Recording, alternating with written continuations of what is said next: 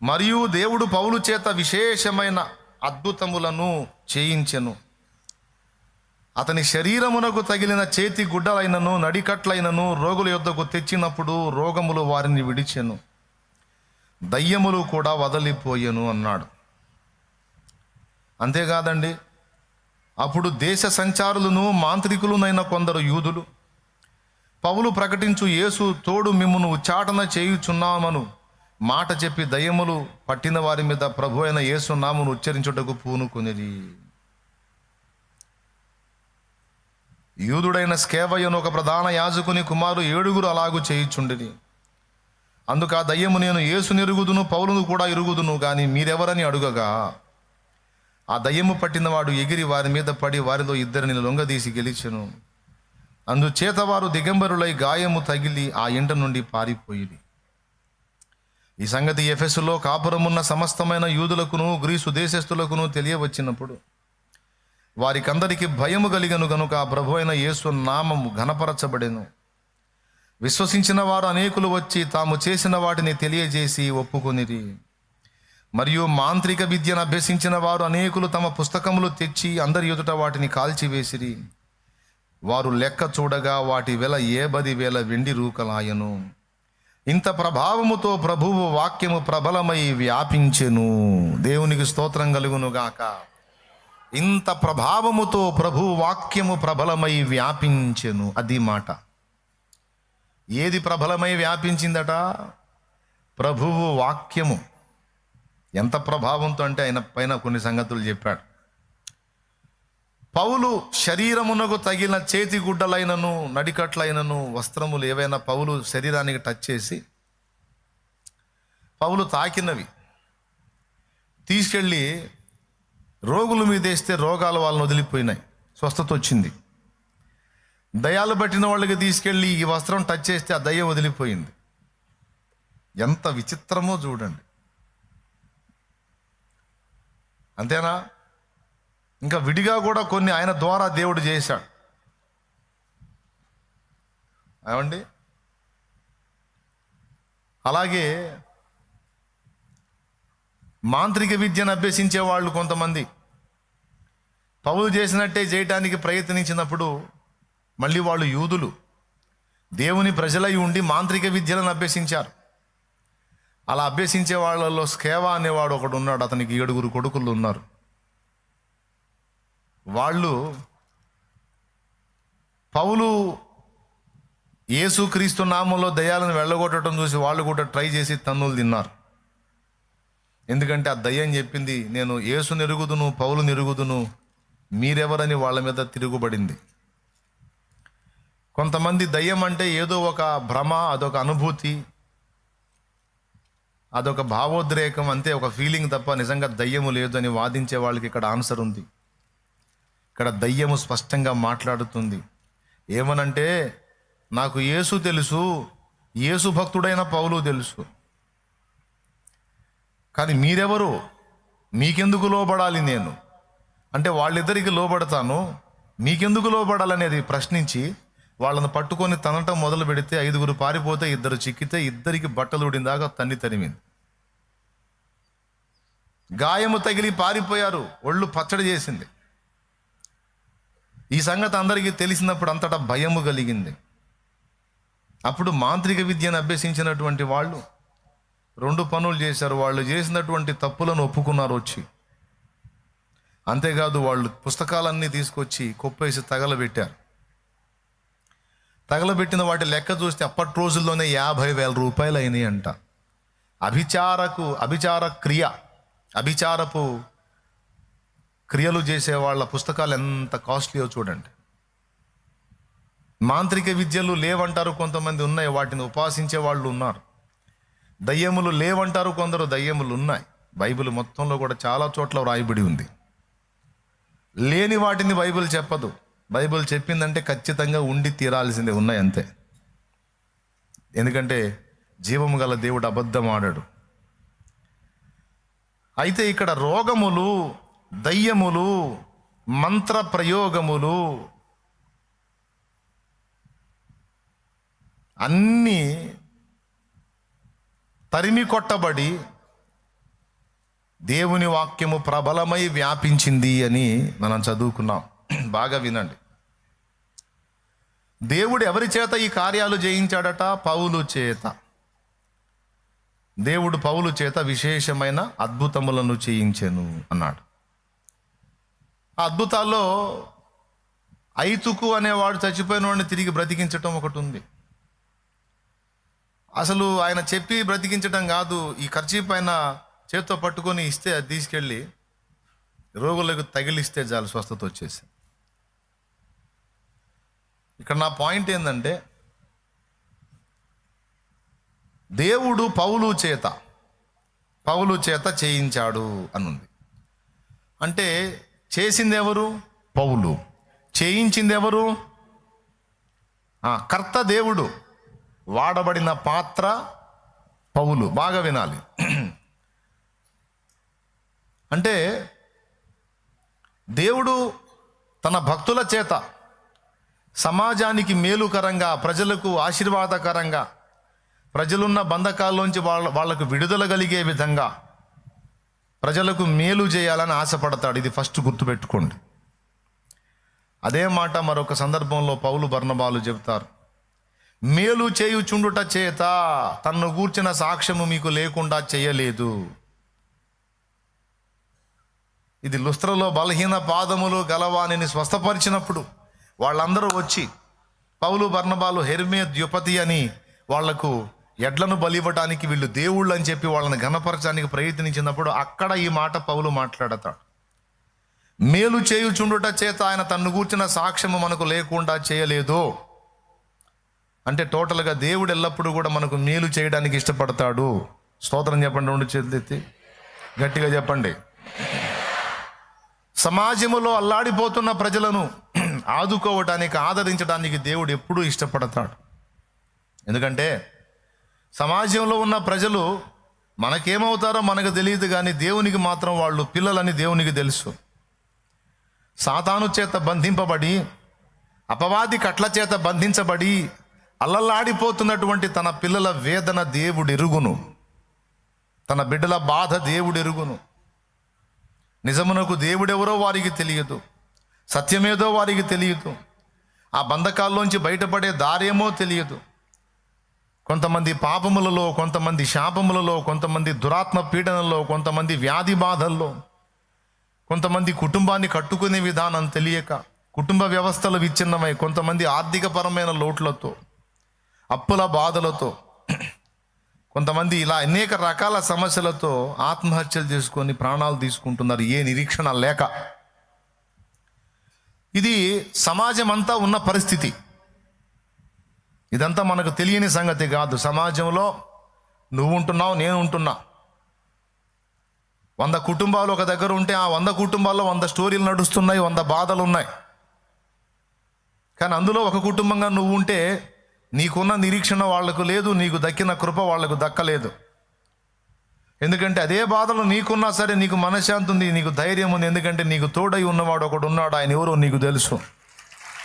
ఆయన బలము, ఆయన జ్ఞానము, ఆయన శక్తి, ఆయన వివేకము, ఆయన నీకు తోడై ఉండి నిన్ను నడిపించే విధానం అంతా నీకు తెలుసు. కాబట్టి ఎన్ని బాధలైనా, వేదనలైనా, కష్టాలైనా, కన్నీళ్ళైనా, ఇరుకులైనా, ఇబ్బందులైనా నీకు మనశ్శాంతి ఉంది. ఎందుకంటే ఆయన్ని బట్టి. కానీ వాళ్ళకి ఆయన తెలీదు. అందుకే వాళ్ళు చాలా క్షోభలో ఉన్నారు. ఇప్పుడు ఆదరించే వాళ్ళని కలిగి ఉన్న వాళ్ళకంటే కూడా ఆదరణ లేక అల్లాడుతున్న వాళ్ళు ఎక్కువ బాధను అనుభవిస్తారు. అలా ప్రజలు సమాజంలో అల్లలాడిపోతున్నారు. అలాంటి ప్రజల్ని ఆ బంధకాల్లోంచి బయటికి తెచ్చి వాళ్ళను కూడా నెమ్మదిగల స్థితిలోనికి తీసుకొని రావడానికి తండ్రి ఎప్పుడూ ఆశపడతాడు.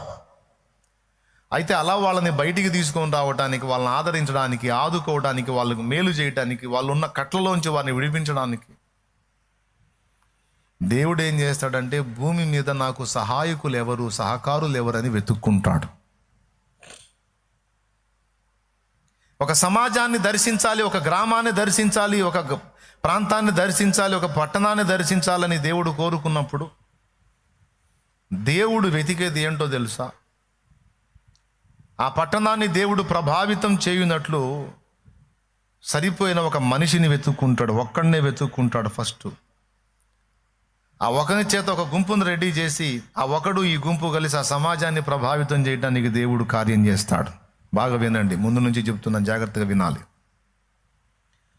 ఈరోజు చెప్పిన విషయాలు వినటమే కాదు, వెళ్ళేటప్పుడు డిస్కషన్ చేసుకుంటూ వెళ్ళాలి, మాట్లాడుకుంటూ వెళ్ళాలి. ఆ విషయాలు ఇంటికి వెళ్ళిన తర్వాత కూడా, ఈరోజు నేను దేవుని సన్నిధికి వెళ్ళినప్పుడు ఈ అంశం వచ్చింది, ఈ విషయాలు దేవుడు నాతో మాట్లాడాడని ఇతరులతో పంచుకోండి. ఎందుకు ఇతరులతో పంచుకోమంటున్నానంటే, పంచుకున్నప్పుడు ఆ అంశం మళ్ళీ నీ హృదయంలో భద్రమైంది. నువ్వు సున్నం కొట్టిండాయా బెల్లం కొట్టిండాయో అంటారు. వాక్యమంతా వినిపోయి బెల్లం కొట్టిండాయలాగా ఎవరితో మాట్లాడకుండా ఎవరికి చెప్పకుండా అలాగే ఉండిపోయావు అనుకో, విన్న అంశం పోయిద్ది. అందుకే మాట్లాడాలి, ఆ టాపిక్లో ఉన్న విషయాలేందో విశేషాలేందో మాట్లాడాలి, సంభాషించాలి. అది చాలా ప్రయోజనం. అప్పుడు విన్న మ్యాటర్లోని మెయిన్ పాయింట్స్ అన్నీ నీ హృదయంలోకి ఎక్కుతాయి. స్తోత్రం చెప్పండి బిడ్డలారా.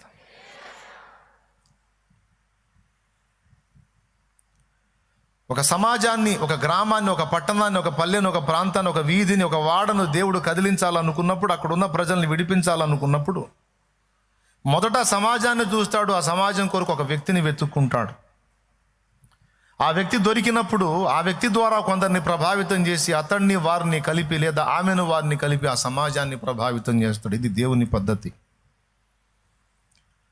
దేవుడు యావత్ మానవ జాతిని భూమి మీద పుట్టించడానికి ఒక్కడే ఒక మనిషిని నిర్మించాడు. మొదట ఇద్దరిని చేయలా విడివిడిగా.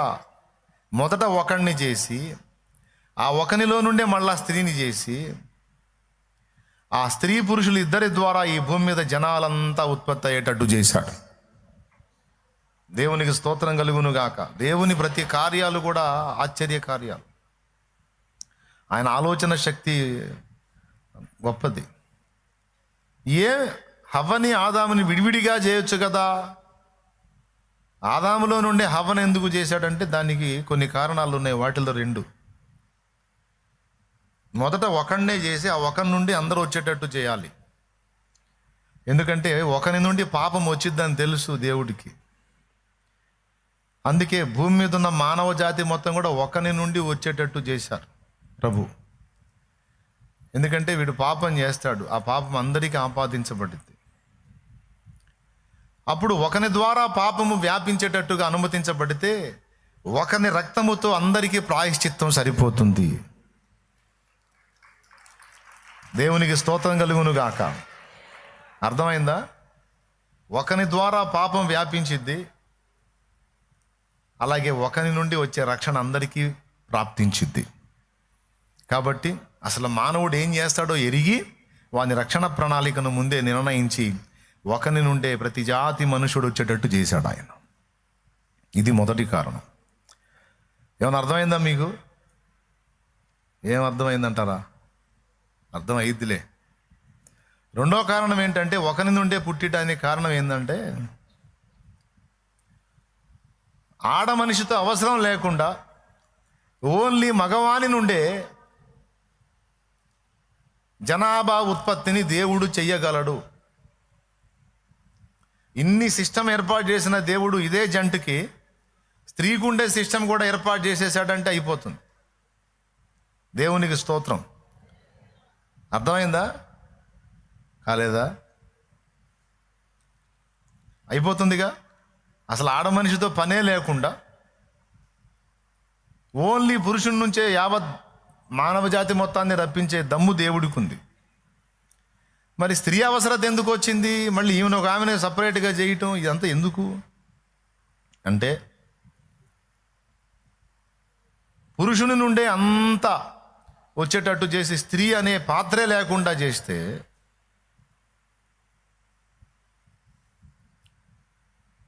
దేవునిలో ఉన్న ఒక తత్వమే ఆయన సృష్టికి అర్థమవుతుంది. అంటే తండ్రి తత్వమే సృష్టికి అర్థమవుతుంది తప్ప దేవునిలో ఉన్న తల్లి తత్వం అర్థం కాదు. మరి దేవునిలో తండ్రి తత్వం ఉంది, తల్లి తత్వం ఉంది. దేవుడు తన స్వరూపమందు తన పోలిక చొప్పున నరుని నిర్మించెను, మగవానిగాను ఆడుదానిగాను వారిని నిర్మించెను, తన స్వరూపమందు తన పోలిక చొప్పున అని చెప్పి పురుషునిగాను స్త్రీనిగాను నిర్మించాడంటే రెండు తత్వములు తన దగ్గర ఉన్నాయి. తల్లిగా వ్యవహరించగలడు, తండ్రిగా వ్యవహరించగలడు. ఒక నాణ్యమునకు ఒక పక్కనేమో తండ్రి, మరో పక్క తల్లి. ఈ రెండు తత్వాలు తర్వాత ప్రపంచమునకు, ఆయన విశ్వానికి, ఆయన సృష్టించేటువంటి కోటాను కోట్ల ప్రపంచాలకు అర్థం కావాలంటే పురుషుడే కాదు, దేవుల్లో ఉన్న రెండవ తత్వం, స్త్రీ తత్వం, తల్లి తత్వం, అది కూడా బిడ్డలకు అర్థం కావాలి. అందుకే స్త్రీని నిర్మించాడు. ఎంతమందికి అర్థమైంది? అయితే ఆ స్త్రీని సపరేట్గా చేయకుండా ఆదాము నుండే చేశాడు, ఒకరి నుండే చేశాడు. ఒకరి నుండి పాపం వ్యాపిస్తే ఒకని రక్తము ద్వారా అందరికి రక్షణ వ్యాపించింది. రెండవది, ఇద్దరినిగా విడివిడిగా ఎందుకు చేయాల్సి వచ్చిందంటే పురుషునిగా స్త్రీగా దేవుల్లో ఉన్న రెండు తత్వాలు, తండ్రి తత్వము, తల్లి తత్వము మనందరికి అర్థం కావటానికి. ఓన్లీ నానే మనల్ని అన్నాడు అనుకో, అమ్మ సంగతి మనకు తెలియదు. అవునా? నాన్నకంటే కూడా అమ్మ ఎక్కువ దగ్గరగా ఉంటుంది మనకి. మీకు యేసయ్యలో అమ్మ కనపడిందా?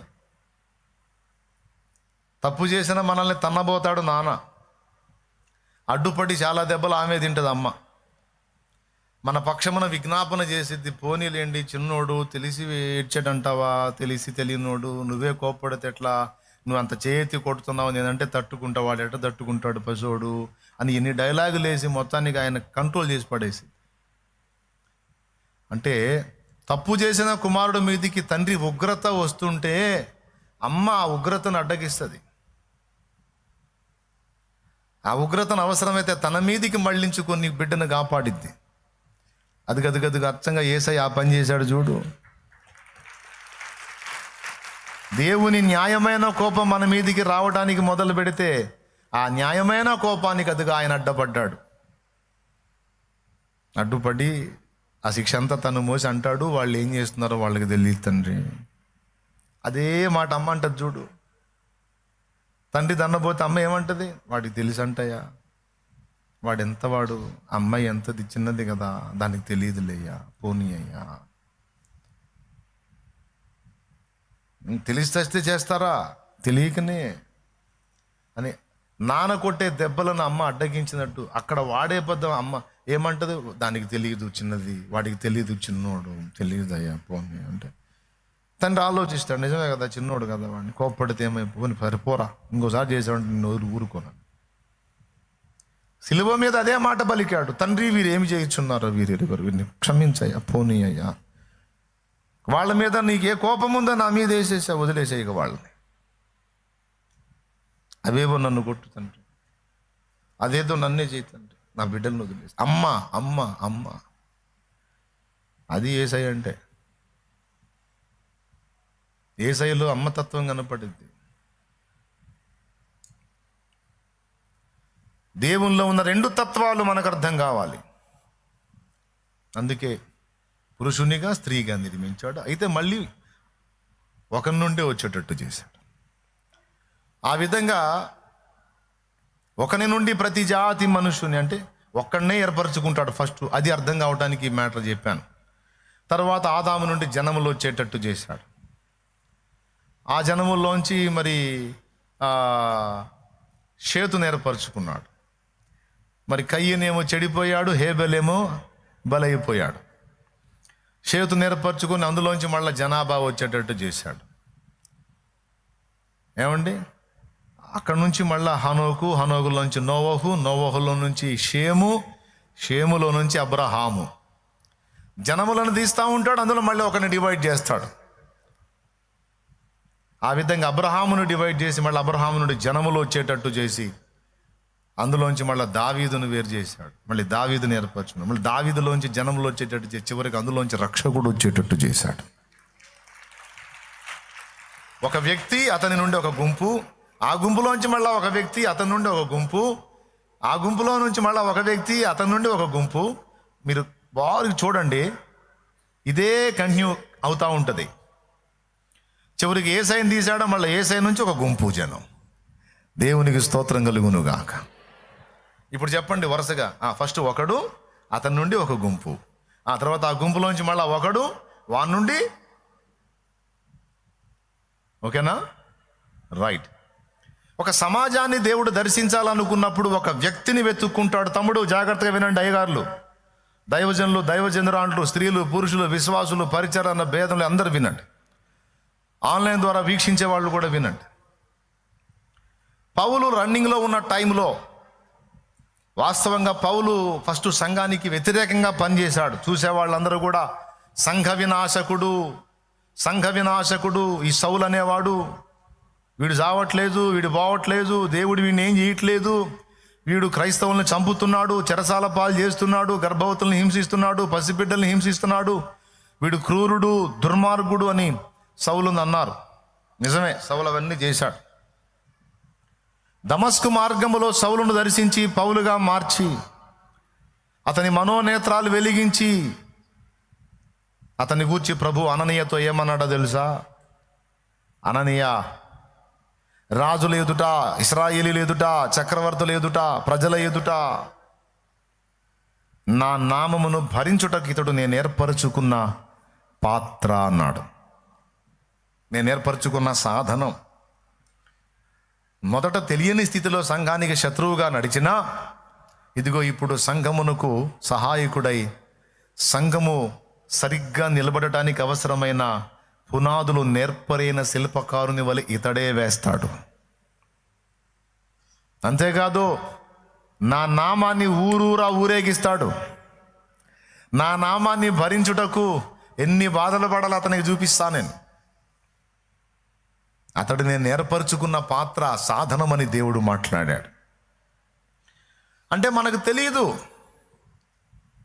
సమాజంలో ప్రభువుకి వ్యతిరేకంగా తిరుగుతున్న వాళ్ళంతా అలాగే కొనసాగుతారు అనుకోవద్దు. ప్రభువుకి ప్రస్తుతం భజన చేస్తున్న వాళ్ళంతా చివరి వరకు అదే విశ్వాసంలో నిలిచి ఉంటారా, ఊడతారా అనేది కూడా మనకు తెలియదు. కొన్నిసార్లు శత్రువులుగా నడుచుకున్న వాళ్ళేమో దేవుని సిలువ మోసే పాత్రలు అయ్యారు, అంటే సిలువ సువార్త ప్రకటించే యోధులు అయ్యారు. నమ్మకంగా భజన చేసినట్టు కనపడ్డోళ్ళేమో పోయి లోకస్తుల్లో కలిసిపోయారు. మనతో ఉన్నవాళ్ళు, మన చుట్టూ ఉన్నవాళ్ళు, మన మధ్యలో ఉన్నవాళ్ళు ఎవరు భవిష్యత్తులో ఏ విధంగా దేవుడు తయారు చేస్తాడో మనకు తెలియదు. ఈరోజు నీ ఇంట నుండి దేవుణ్ణి ద్వేషిస్తున్న వాడే నీ కొడుకో, నీ కూతురో, నీ భర్తో, నీ భార్యో, నీ తల్లో, నీ పిల్లో, నీ అన్నో, నీ తమ్ముడో. దేవుడు జోక్యం చేసుకున్నాడు. ఏకదం సేవకుడే అయ్యే ఛాన్స్ ఉంది, సేవకురాలు అయ్యే ఛాన్స్ ఉంది, యేసయ్య సిలువను ఊరూరా ఊరేగించే ఛాన్స్ ఉంది. నీకు తెలియదా సంగతి? ఆయనకు తెలుసు. ఎవరెవరిని ఎప్పుడు పట్టుకుంటాడో, ఏ విధంగా మలుపు తిప్పుతాడో మనకు అర్థం కాదు. అందుకే ఎవరిని కూడా మనం తక్కువ అంచనా వేయడానికి వీల్లేదు. ఎవరిని ఏ విధంగా పట్టుకుంటాడో తెలియదు. కానీ ఒకటైతే నిజం, దేవుడు ఒకరిని ఏర్పరచుకుంటాడు. అలా ఆ టైంలో పౌలుని ఏర్పరచుకున్నాడు. పాత్ర అంటే జీవం ఉన్నదా, జీవము లేనిదా? మీరు చెప్పాలి ఇప్పుడు. పాత్ర అంటే జీవం ఉన్నదా, జీవము లేనిదా? ఇదిగో ఇది పాత్ర, గాజు పాత్ర. పాత్ర ఎందుకైతే గ్లాసు అంటారా? గ్లాసును కూడా పాత్రనే అని అంటారు. చిన్న పాత్ర, పెద్ద పాత్ర అచ్చ తెలుగులో. గ్లాస్ అంటే ఇంగ్లీష్. చాలా వరకు మనోళ్ళు పల్లెటూరులో కూడా ఇంగ్లీష్ పదాలే ఎక్కువ వాడతారు. అబ్బాయి ఫ్యాన్ అయ్యరా అంటారు. ఏమండి? గాలి పంక. బాయ్ బస్సు వచ్చిందంటారు, బస్సు ఇంగ్లీష్. చతుచక్ర శకటము అచ్చ తెలుగులో చెప్పాలంటే. దేవునికి స్తోత్రం. అట్లాగే చాలా విషయాలు. కాఫీ తీసుకో అంటాడు, మరి టీ తీసుకో అంటారు. టీ అనేది ఇంగ్లీషే. తేనీరు అది తెలుగు. అట్లాగా ఇదేంటి ఇప్పుడు చెప్పండి? గ్లాసా? పాత్ర. ఓకేనా? రైట్, పాత్ర. ఇప్పుడు ఇక్కడ పెట్టా, అక్కడే ఉందా, ఇక్కడికి వచ్చిందా? పెద్దగా చెప్పాలి. సరే, ఇప్పుడు ఇక్కడ పెట్టా, సరే ఇక్కడ పెట్టా, సరే ఇక్కడ తీసి ఇక్కడ పెట్టా, ఇక్కడ పెట్టా. ఎక్కడ పెడితే అక్కడే ఉంటుంది. జీవం గలదా జీవం లేదా మీరు చెప్పండి.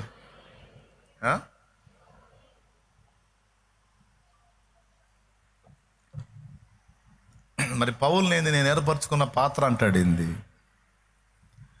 తిమోతి పత్రికలో యజమానుడు వాడుకున్నటకు అర్హమైన పాత్రగా ఉండును, తన్ను తాను పరిశుద్ధతలో కాపాడుకుంటే యజమానుడు వాడుకున్నటకు అర్హమైన పాత్రగా, ఘనత విషయమైన పాత్రగా ఉండును అన్నాడే తిమోతి పత్రికలో. మళ్ళీ అక్కడ కూడా పాత్ర అంటాడేంది? కుమ్మరవాని ఇంటికి పో అని అక్కడ చేసే కొండను చూపించి, ఇదిగో ఇశ్రాయేలు నా చేతులు ఎలా ఉన్నారంటాడేమి? కుండ ఒక నిర్జీవ వస్తువు, పాత్ర ఒక నిర్జీవ వస్తువు. జీవం గల మనుషుల్ని పట్టుకొని నిర్జీవ వస్తువులతో పోలుస్తాడేమి? ఓకే, అంటే అర్థం ఏంటంటే, పౌలు ఒక మాట అన్నాడు, నేనైతే చనిపోతిని అన్నాడు. జీవించుచున్నవాడను ఇకను నేను కాదు, క్రీస్తే నాయందు జీవించుచున్నాడన్నాడు. అయ్యలారా బాగా వినండి, నేను చెప్పే విషయాలు జాగ్రత్తగా వింటే ఏదన్నా సమాజానికి పనికి వస్తారు.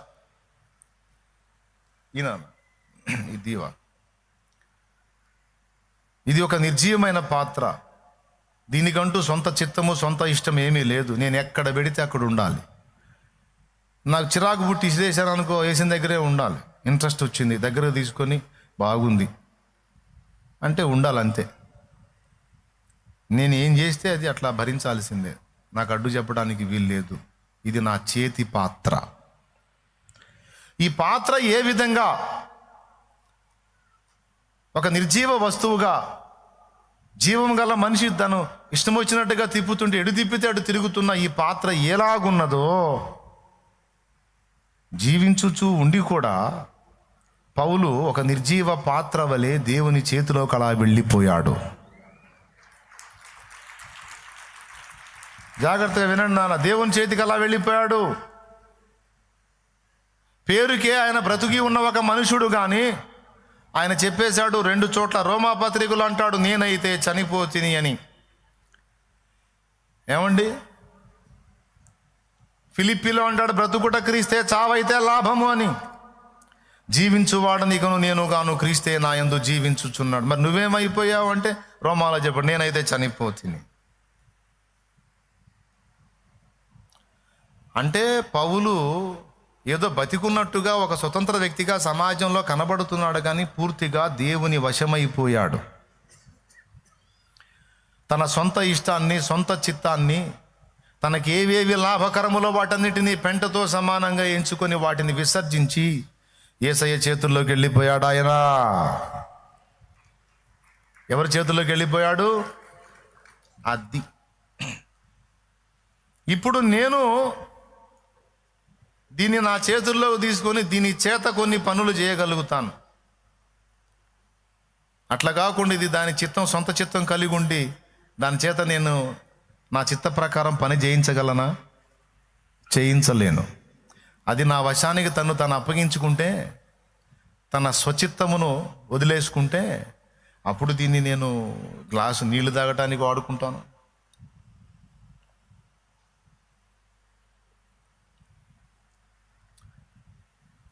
దీన్ని బోర్లేసి ఏదన్నా డిజైన్ ఏర్పాటు చేసుకోవడానికి వాడుకుంటాను. దీనికి చక్కని కలర్స్ వేసి నక్షీ పని చేసి దాని మీద లోపల మట్టి పోసి ఒక మొక్క వేసి దాన్ని ఆ విధంగా ఒక పూల కుండీగా వాడుకుంటాను. అయ్యా, అయితే నేను ఎలా వాడుకోవాలన్నది నా చేతుల్లో ఉండాలి. అప్పుడు దీని చేత నేను రకరకాల పనులు చేస్తాను. దేవునికి మహిమ కలుగును. మీకు అర్థమైంది ఇది? ఓకేనా?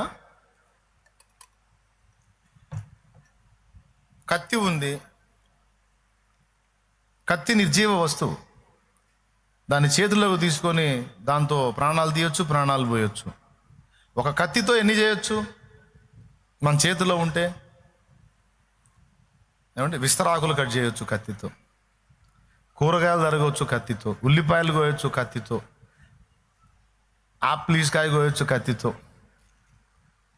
సర్జరీ చేసి పేషెంట్ని బ్రతికించవచ్చు, ఒక రోగిని బాగు చేయొచ్చు కత్తితో. కత్తితో ఎన్నో చేయొచ్చు. చిరాకు పుడితే ప్రాణం పోయొచ్చు, ప్రాణం అయితే నువ్వేం చేసినా కత్తి ఏం మాట్లాడదు. అన్న ఏందన్న ఉల్లిపాయలు కోస్తున్నావు, చండాలంగా అల్లాడిపోతున్నాను ఆపన్న అన్నదు కత్తి. మన చేతిలో ఉంటుంది, చెప్పినట్టు వింటుంది. చేతిలో కలం కూడా అంతే, ఓపెన్ చేసి రాసేటప్పుడు రాసిద్ది, మనం రాయాలనుకున్నప్పుడు రాసిద్ది, రాయొద్దు అనుకుంటే జేబులో కూర్చుంటుంది సైలెంట్గా, ఏం మాట్లాడదు. ఏంది అనేది వాడట్లేదు, ఏంది అనదు. ఇక్కడ వాక్యం గుర్తుపెట్టుకుంటే దేవుడు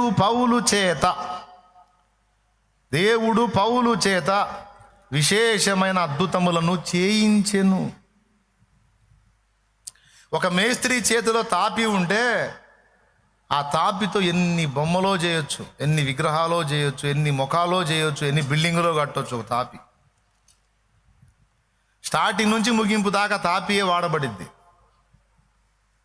ఎంతమందికి తెలుసు? అది ఉంటే చాలు, అతడు మేస్త్రి అయి ఉంటే చాలు, శిల్పకారుడు అయి ఉంటే చాలు. ఒక సుత్తె ఉలి, ఒక చేత ఉలి, ఒక చేత సుత్తె ఉంటే చాలు, ఎన్ని అద్భుతమైనటువంటి బొమ్మలైనా చెక్కొచ్చు. అట్లాగా అబ్బాయి వినండి, చాలా వరకు మనం దేవుని చేతుల్లో వాడబడకపోవడానికి కారణం ఏంటంటే సుత్తెలాగా మనల్ని చేతిలో తీసుకుంటాడు, కానీ ఇది మాట వినని సుత్తె. నా భాషలో చెప్పాలంటే సుత్తే అన్నమాట. దేవునికి స్తోత్రం, హల్లెలూయా. ఏం సుత్తె? అది సుత్తె. ఇది అప్పుడప్పుడే వింటది, కానీ దాని ఇష్టం వచ్చినప్పుడు వింటది, కానీ రెగ్యులర్గా వినదు. మాట వినని సుత్తెతో ఏం చెక్కుతాడు ఆయన? ఇదేదో సుత్తెలాగా ఉందని పడేస్తాడు. ఏమైనా అర్థమైంది నేను చెప్పింది? చాలామంది మనుషులు దేవుని చేత వాడబడకపోవడానికి ఇదొక కారణము. ఒక నిర్జీవమైన వస్తువు ఒక యజమానుడి చేతిలోకి వెళ్ళి ఆయన మనసుకు వచ్చినట్టుగా వాడబడినట్లు భక్తులు తమ్మును తాము దేవుని వశపరుచుకున్నారు, దేవుని చేతుల్లోకి వెళ్ళిపోయారు. ఎంతగా వెళ్ళిపోయారంటే దేవునితో అంటగాగారు. దేవుడే వారికి విశేషం, ఇక దేవుడే వారికి ప్రాముఖ్యం, దేవుడి చిత్తమే వారి సమస్తం. సొంతంగా ఉంటారు, తినే తిండిలో రుచిని కోరరు, పడక సుఖాన్ని కోరరు, వస్త్రపు విలువను ఆశించరు, ప్రజల గుర్తింపును కోరుకోరు. ఇవన్నీ పౌల్లో కనపడతాయి. నేను ఘనతలో ఉండనెరుగుదును, ఘనహీనముగా ఉండనెరుగుదును, సమృద్ధిలో ఉండనెరుగుదును, లేమిలో కూడా ఉండనెరుగుదును. నేనేమై ఉన్నాను? ఆయన కృప వలన అయి ఉన్నాను, నన్ను బలపరచు వాని అందే నేను సమస్తము చేయగలుగుతున్నాను అన్నాడు. పౌలు ఒక స్వతంత్రుడైన వ్యక్తే కానీ నేను క్రీస్తు యేసునకు దాసుడను, ఆయన చెప్పకుండా నేను ఏమీ చేయలేను, నేను ఆయనకు బానిసను, దాసుడిని అని ఆయనే చెప్పుకున్నాడు. ఇప్పుడు నేను చెప్పినవన్నీ లేఖనాల్లో ఉన్నాయి. గలతీ పత్రిక 1:10 నేను ఇప్పుడు మనుషులను సంతోషపెట్ట కోరుచున్నానా? మనుషులను సంతోషపెట్టు కోరువాడనైతే క్రీస్తు యేసునకు దాసుడను కాకయ్యేపోదునన్నాడు. గలతీ 1:10 గుర్తు రాసుకో. చలితోనూ దిగంబరత్వంతోనూ ఆకలి దప్పులతోనూ నదులలో ఆపదలలోనూ సముద్రములో ఆపదలలోనూ ఓడపగిలి ఆపదలలోనూ యూదుల చేత దెబ్బలు, స్వజనుల చేత దెబ్బలు, అవమానాలు, బెత్తములతో కొట్టబడ్డాను, రాళ్లతో కొట్టబడ్డాను, చెరసాల పాలయ్యాను, ఆకలి దప్పులతో ఉన్నాను. చలితోనూ దిగంబరత్వం అంటే ఎంత దారుణం అంటే ఒంటి మీద సరిగా కప్పుకోవటానికి బట్ట కూడా లేని పరిస్థితిని పౌలు అనుభవించాడు.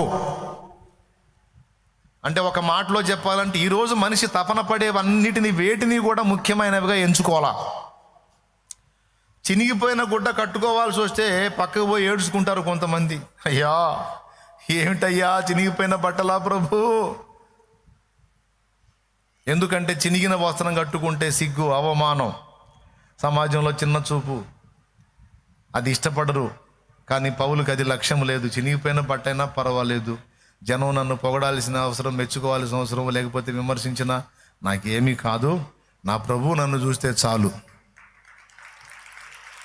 నా యేసయ్య ఇదే నాకు ఇచ్చాడు, అదే కట్టుకుంటా, అది కూడా లేకపోతే అలానే ఉంటా. ఒక పతివ్రత అయిన భార్య అన్ని విషయాలలో భర్తకి ఎలాగ లోబడుతుందో, ఎలా అప్పగించుకుంటుందో, పౌలు తన్ను తాను దేవునికి అలా అప్పగించేసుకున్నాడు. చాలామందికి కోరికే, మోకాళ్ళుని ప్రార్థన కూడా చేస్తారు, అయ్యా పౌలును వాడుకున్నావుగా ప్రభువా, పౌలు చేత విశేషమైన కార్యాలు చేశావుగా ప్రభువా, పౌలు కర్చీపులు తగిలితే స్వస్థత వచ్చిందిగా ప్రభువా, పౌలు దేహానికి కట్టిన నడికట్లు తగిలితే స్వస్థత వచ్చిందిగా ప్రభువా, పౌలు మాట్లాడితే కార్యం జరిగింది, పౌలు తాగితే స్వస్థత వచ్చింది ప్రభువా. మరి నన్ను ఎందుకు వాడుకోవు నాయనా, నన్ను కూడా వాడుకో ప్రభువా. వాడుకోవాలని ఆయన కూడా చూస్తున్నాడు, కానీ పౌలు అందినంత కంఫర్ట్గా నువ్వు అందట్లా, అది ప్రాబ్లం. పేతురు అందినంత కంఫర్ట్గా అనుకూలంగా నువ్వు అందట్లా, అది సమస్య. ఒకవేళ ఆ విధంగా నువ్వు కూడా అందగలిగితే ఖచ్చితంగా నిన్ను కూడా వాడుకోవడానికి నా ప్రభు ఆసక్తి కలిగి ఉన్నాడు. అచ్చంగా సేవకు వచ్చిన వాళ్ళు కూడా అందట్లా ఈరోజు, అది పరిస్థితి.